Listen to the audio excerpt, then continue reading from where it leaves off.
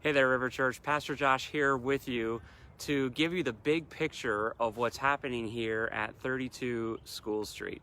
So I want to share some exciting news with you. After much reflection and prayer and meeting with my team, we are going to be pursuing our certificate of occupancy for this building on March 15th.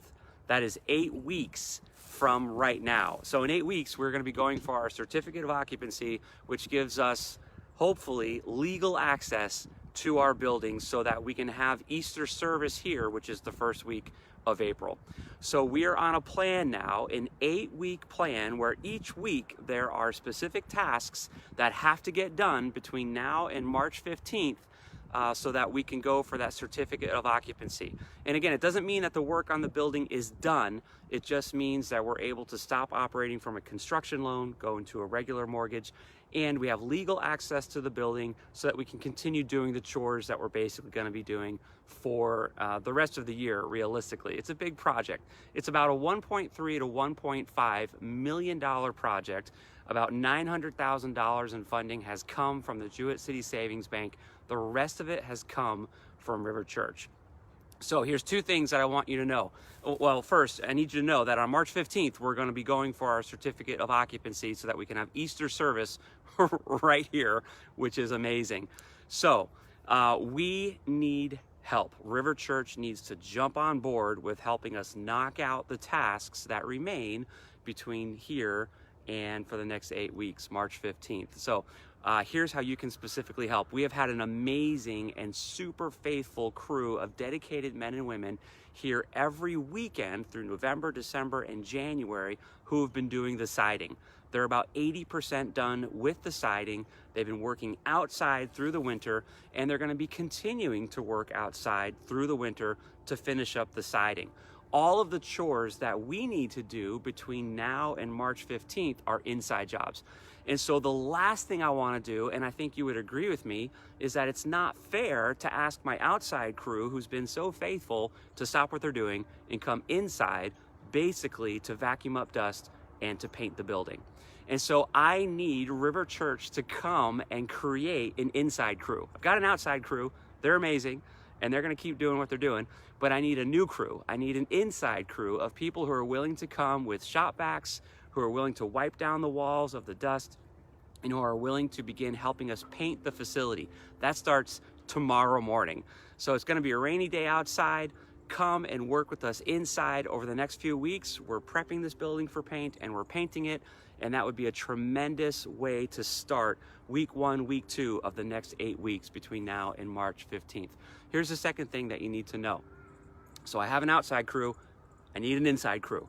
Join the inside crew starting tomorrow morning, okay? Find some time, come on down and help. Here's the second thing. We need about $40,000. We have the bank loan is still available, but it's been committed contractually. We have a building fund funds. Those funds have been committed contractually to get everything done that we need to get done for the certificate of occupancy on March 15th. We need about $40,000. I know that's not a small amount of money, but compared to what we were looking at this time last year, please understand that about 1.2 to 1.3 million has already been provided.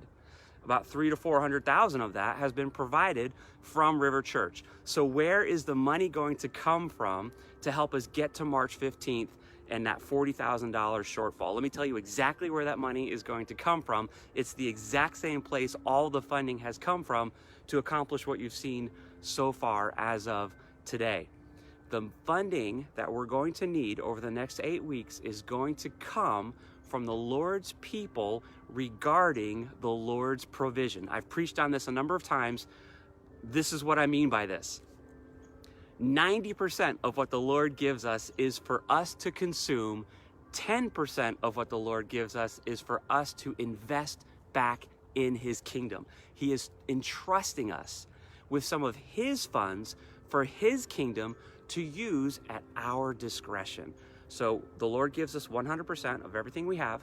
90% of it is for our own purposes to consume and to be a blessing to our family. 10% of it, He is entrusting us to invest in His kingdom.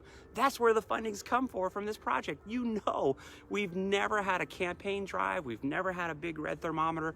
We've simply been faithful in regarding the Lord's portion and tithing. So for those of you who have been faithful and are faithful, thank you so much.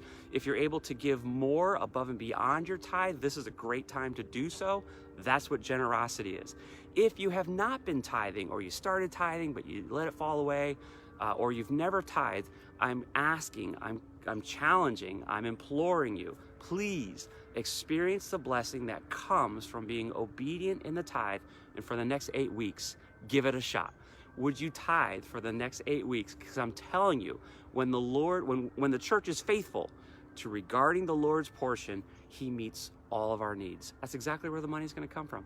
So I have an outside team. I need an inside team. Join that team starting tomorrow. Bring a shop vac, bring a power cord, bring some rags.